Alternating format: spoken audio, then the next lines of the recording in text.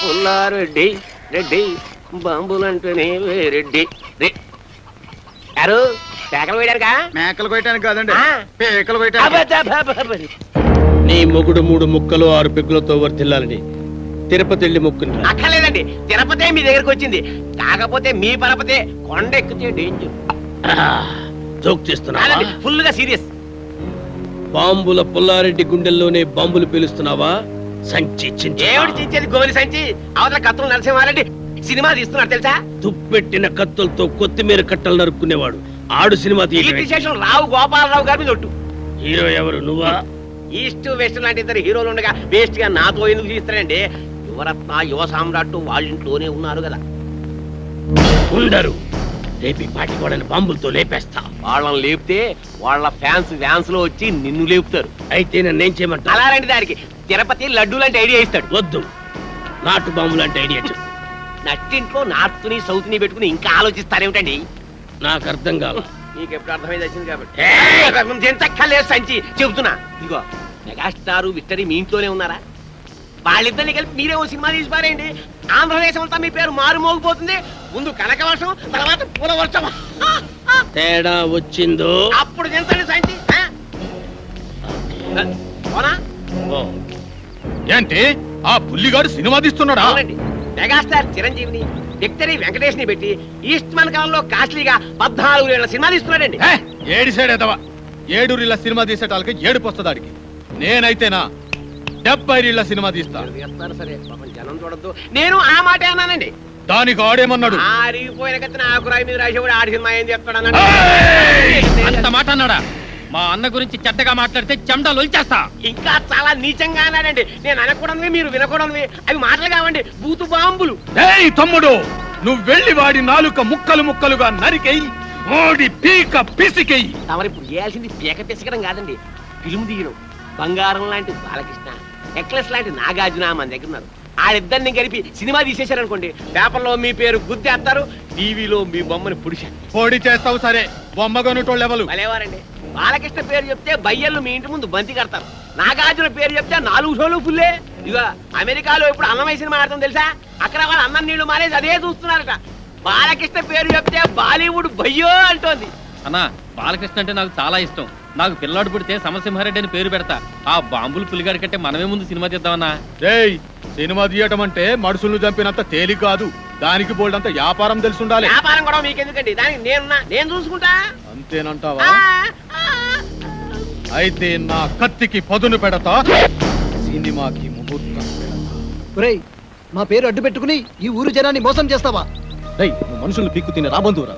శవాల మీద కప్పిన తెల్లగుడ్డని కాజేసి తెల్లానికి చీర కట్టుకోమని ఇచ్చే నీచుడురా నువ్వు. రేయ్, మేము ఒరిజినల్ హీరోలు అని మాతో సినిమా తీస్తానని నమ్మించి డబ్బులు కాజేయాలని చూస్తావు కదా? రేయ్, నీకు సిగ్గు లేదు?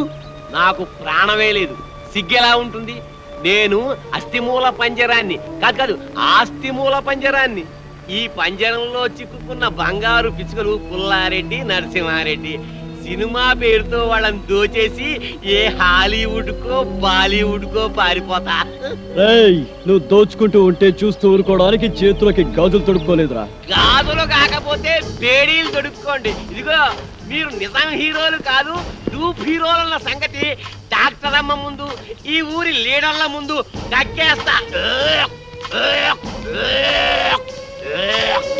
ఓకే, మీరు తీసే సినిమాలో నటించడానికి మేము ఒప్పుకుంటున్నాం, కానీ షూటింగ్ మాత్రం ఈ ఊర్లోనే జరగాలి. ఈ ఊళ్ళోనా? మట్టి రోడ్లు, బురద గుంటలు, తాటి చెట్లు, తుమ్మ చెట్లు తప్ప ఈ ఊళ్ళో ఒక్క సీనింగు లేదు, ఒక్క సెట్టింగు లేదు. ఈ ఊళ్ళో షూటింగ్ ఎట్టా చేస్తారయ్యా? మట్టి లాంటి ఈ ఊళ్ళోనే మాణిక్యం లాంటి సినిమా తీయచ్చండి. సినిమా బిజినెస్ బాగా జరగాలంటే ఫారెన్ లో షూటింగ్ చేయాలంటాడేంటి తిరుపతి? తిరుపతి లాంటి వాళ్ళ మాటలు నమ్మి అవసరం ఉన్నా లేకపోయినా ఫారెన్ లో షూటింగులు చేస్తూ అనవసరంగా బడ్జెట్ పెంచేబట్టే సినిమా ఫీల్డ్ స్లంప్ లో పడిపోయింది. అదే ఖర్చుతో ఎవరిని డెవలప్ చేద్దాం, రోడ్లు వేయించి స్కూళ్ళు పార్కులు కట్టించి గ్రామాన్ని అందంగా తీర్చిదిద్దుతాం. ఇక్కడే షూటింగ్ పెట్టుకుందాం. శ్రమదానాలతో షూటింగ్ స్పాట్లు, అందమైన లొకేషన్లు సృష్టించుకుందాం.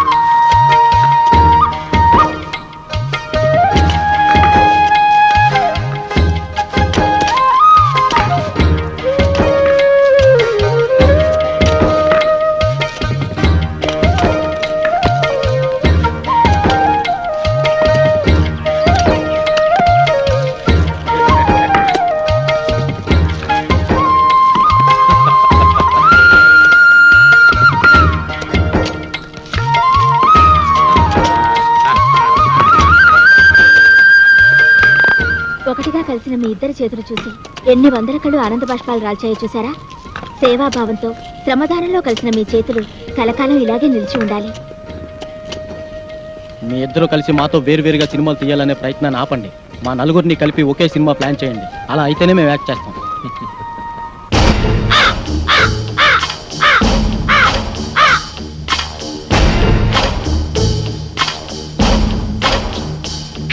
సోదర సోదరీమణులారా, నలుగురు హీరోలు గాయపడితే వాళ్ళని కంటికి రెప్పలా కాపాడి అప్పున చేర్చుకున్న చరిత్ర మీ గ్రామానిది. అయితే ఆ హీరోలు తమ రుణం తీర్చుకున్నామన్న ఉద్దేశంతో ఈ ఊళ్ళో ఒక కాలేజీ, ఒక బస్సు డిపో, ఒక ఆసుపత్రి, ఒక టెలిఫోన్ ఎక్స్చేంజ్ కట్టాలని కలగంటున్నారు. దాన్ని చాలా డబ్బు కావాలి కదండి. అదే చెప్తున్నా. పాయింట్ ఏమిటంటే, ఒక హీరో నటించిన చిత్రమే కోట్ల రూపాయలు ఖర్చు చేస్తున్నప్పుడు నలుగురు హీరోలు మన దగ్గర ఉండి వాళ్ళంతా కలిసి నటిస్తే కనకవర్షం కురుస్తున్న సంగతి మీకు చెప్పక్కర్లేదు. ఆ డబ్బుతోనే కట్టిస్తారు. ఇదిగా ఈ ఒట్టి చప్పట్లవి కాదయ్యా, సినిమా తీయాలంటే బోళ్ళంత పెట్టుబడి కావాలి. మరి బాంబుల పుల్లారెడ్డి 25 లక్షలు. అదే పదే. కత్తుల నరసింహారెడ్డి 25 లక్షలు. అబ్బో బ్రహ్మాండం, ఇంకేముంది 50 లక్షలు. అంటే సగం సినిమా అయిపోయింది. ఇక మిగతా 50 లక్షలు మేము ప్రజల దగ్గర వసూలు చేయడానికి నిర్ణయించుకున్నాం. ఇప్పుడు ఏమిటంటే, ఒక్కొక్కరు 100 రూపాయలు చొప్పులు ఇస్తే వాళ్ళకి 1000 రూపాయలు వాటా వస్తుంది. కాబట్టి 100 రూపాయి దేవ్ కరోడ్పతి ఇవ్వను. కౌన్ మనేగా కరోడ్పతి. రా బాబు, 100 ఓ తండ్రి 100 రూపాయలు, ఓ బాబు 100 రూపాయలు, ఓ పిల్లాడు 100 రూపాయలు, ఓ పెద్దనాన్న 100 రూపాయలు.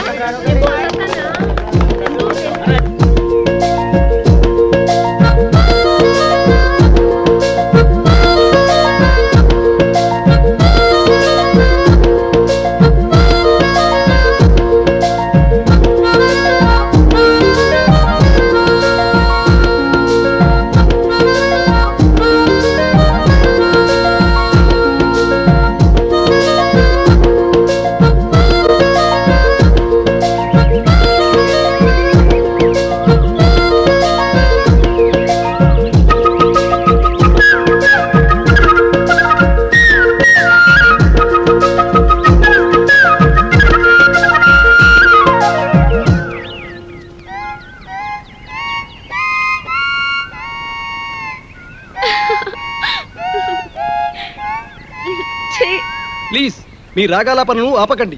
మీ పాటకు ఆనకట్ట వేయకండి. ఇన్నాళ్ళకి మీ మొహంలో ఆనందాన్ని చూస్తున్నాం. ఇప్పుడు మీరు ఆనందానికే కేరా పెట్టోస్ లాగా ఉన్నారు. అవును, ఈ రోజు నిజంగానే చాలా సంతోషంగా ఉన్నాను. ఈ గ్రామ అభివృద్ధి కోసం నేను కన్న కలలు వాస్తవ రూపం దాలుస్తున్నాయి. Now I'm very happy. ఈ రోజు మిమ్మల్ని చూస్తుంటే పికాసో చిత్రం ప్రాణాలు పోసుకొని రాగాలు పొత్తునట్టు ఉంది. మోనాలిసా కదిలి వచ్చి అందరూ జలిపించినట్టుంది. ఆహా, నిజంగానా? అవునండి. అజంతా శిల్పాల మీదొట్టు, ఎల్లోరా అందాల మీదొట్టు, రవివర్మ చిత్రాల మీదొట్టు. వెన్నెల గారు, నేను కవిత్వాలు ఇంకా బాగా చెప్తానండి. వాడే కాదండి, ఈ బంగారు బుల్లోడు బంగారా లాంటి కవితలు బాగా చెబుతాడు. ఈ ఘరానా పుల్లడు ఘరానా కవితలు చెప్తాడండి.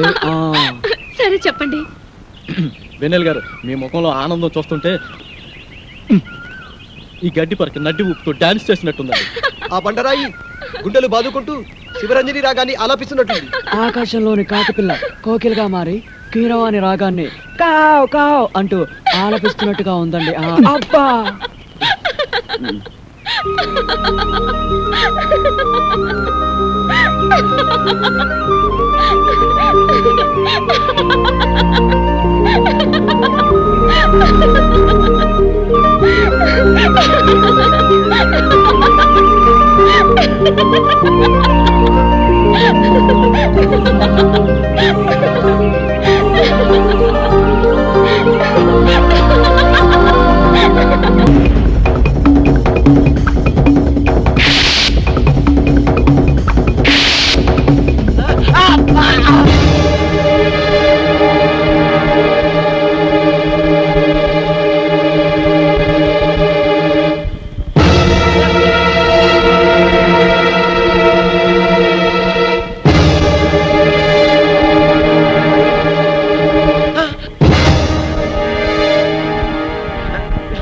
రే దొంగ వెదవా, ఎక్కడికి రా పారిపోతున్నావు? ఒరేయ్, ఈ గ్రామస్తులు తమ చెమటను చిందించి రక్తాన్ని ధారబోసి కూడబెట్టుకున్న డబ్బురా అది. అందరూ ఆడపడుచు ఈ గ్రామ బావి కోసం అందజేసిన తాడిబట్టులు రావి. ఈ డబ్బు నగలతో నువ్వు పారిపోతే మోసపోయిన ఈ ఊరు ఉరి తాడికి వేలాడుతుంది, కన్నీటి సందులో ఆత్మహత్య చేసుకుంటుంది. ఇదిగో ఈ మూట నేను మీకు ఇవ్వను, మర్యాదగా నా దారికి అడ్డలేమండి. ఈ డబ్బుతోటి నేనే హాలీవుడ్ బాలీవుడ్ పారిపోతాను. మళ్ళీ జన్మలో మీ జోలికి రాను, మీ కంటికి కనిపించను. రేయ్, మర్యాదగా మూట ఇవ్వకపోతే నేను బాలీవుడ్కి కాదు, డైరెక్ట్ గా వలకాడికి పంపిస్తాను. ఇదిగో మీరు ఇలా ఓవర్ యాక్షన్ చేశారంటే మీరు టూపులున్న రహస్యం ఊళ్ళో అందరికీ చెప్పేస్తాను. అప్పుడు వాళ్ళు మిమ్మల్ని ముక్కలు ముక్కలుగా నరికి కాకులకి గద్దలకి పడేస్తారు. జాగ్రత్త. చెప్పరా, చెప్పుకో. ఏ చెబితే ఏమవుతుంది? మా ప్రాణాలు పోతాయి, అంతేగా. కానీ నీ మోసం వల్ల ఈ గ్రామంలోని ప్రజలందరి ప్రాణాలు పోతాయి. హే, ఇంకా ఏమిట్రా వీడితో మాటలు తాన్ని తగలేక. అబ్బా! నన్ను కొడతావురా? నిన్ను! అబ్బా! అమ్మా!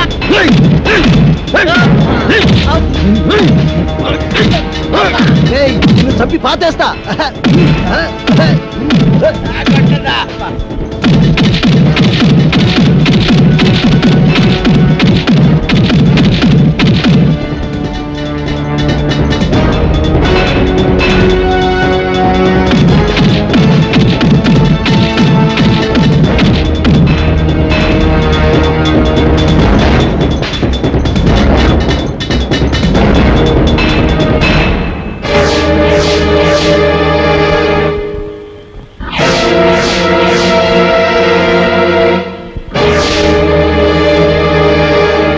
వెన్నెలు వాకమ్మా, ప్లీజ్ ఆగండి.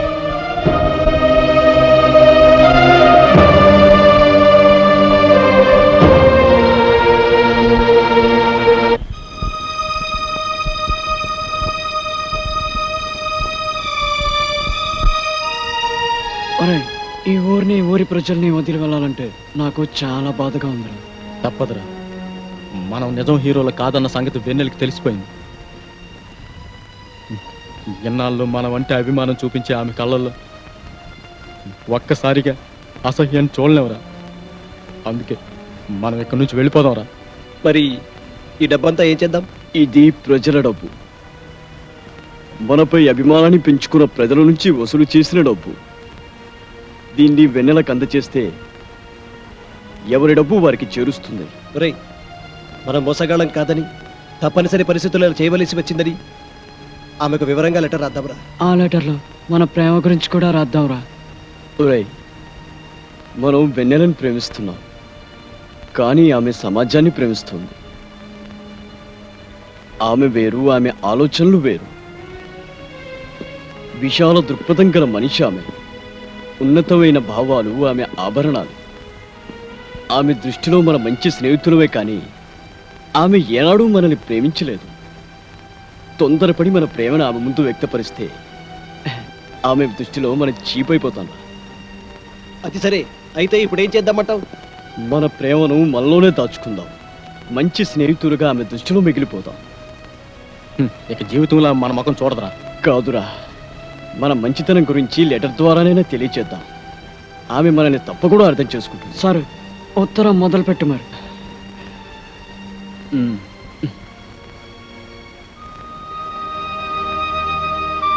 స్నేహం ముంగిలిలో దీపంలో నిలిచిన వెన్నెల గారు మాపై కోపంగా ఉంది కదూ. మేము మిమ్మల్ని కానీ, మీరు అమితంగా ప్రేమించే ఈ ప్రజలు కానీ మోసం చేయాలని ఈ ఊరికి రాలేదు. సినిమా హీరోలో జిరాక్స్ కాపీలుగా ఉన్న మా పర్సనాలిటీలు చూసుకొని హీరోలు అయిపోదామని హైదరాబాద్కు చేరిన మేము అనుకోని విధంగా ఒక హత్య కేసులో ఇరుక్కొని ఆ కేసు నుండి తప్పించుకునేందుకు పారిపోతూ దానిలో యాక్సిడెంట్ అయి మీ ఊరు చేరాము. మమ్మల్ని ఒరిజినల్ హీరోలని నమ్మి మా కోసం ఏం చేయడానికైనా సిద్ధపడిన ప్రజలను చూసి ఆశ్చర్యపోయాం. ప్రాణాపాయ స్థితిలో ఉన్న మమ్మల్ని బతికించేందుకు మీరు చేసిన ట్రీట్మెంట్కు 50,000 బిల్ అయ్యిందని, అది కట్టకపోతే ఇక్కడ నుండి కదలనియ్యరని కాంపౌండర్స్ ద్వారా తెలిసి భయపడ్డాం.